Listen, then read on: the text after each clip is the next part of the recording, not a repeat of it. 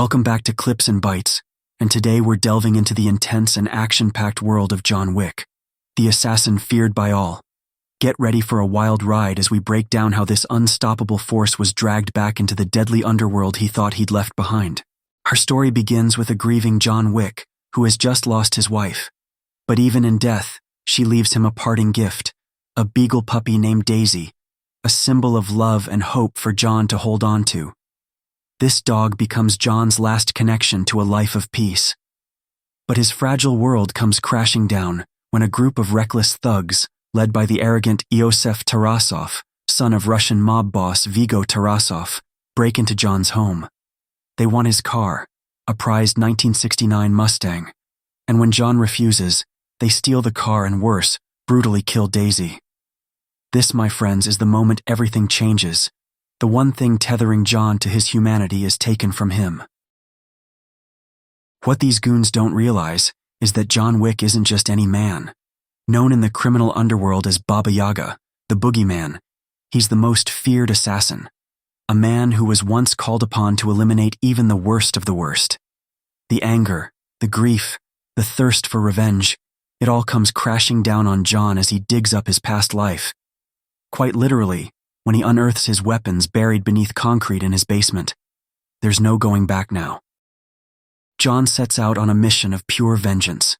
His first target, Iosef Tarasov, the man who killed his dog. Iosef, now terrified, runs to his father, Vigo. And here's where things get even more intense. Vigo, the crime lord, knows exactly who John is. In fact, Vigo reveals that John is the one who once completed the impossible task, a mission that allowed Vigo to rise to power. And now, Vigo knows there's no stopping John. Desperate to protect his son, Vigo puts a massive $2 million bounty on John's head, calling on every assassin and mercenary in New York to kill him. But John Wick isn't just any target, he's a force of nature.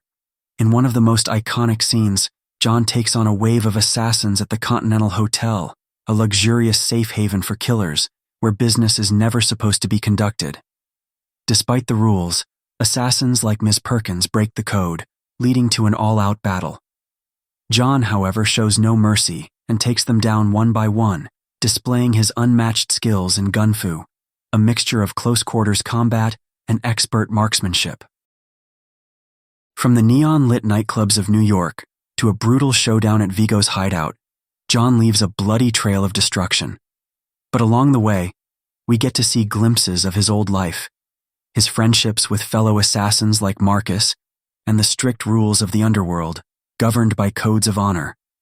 Yet all of this only fuels John's drive. He's not just seeking revenge, he's reclaiming his identity, reminding everyone of who he truly is. After wiping out Vigo's men and breaking into his safe house, John corners Iosef, and in a cold, calculated manner, delivers the justice he came for. But it doesn't stop there. Vigo, now furious and desperate, captures Marcus, John's old friend, as leverage.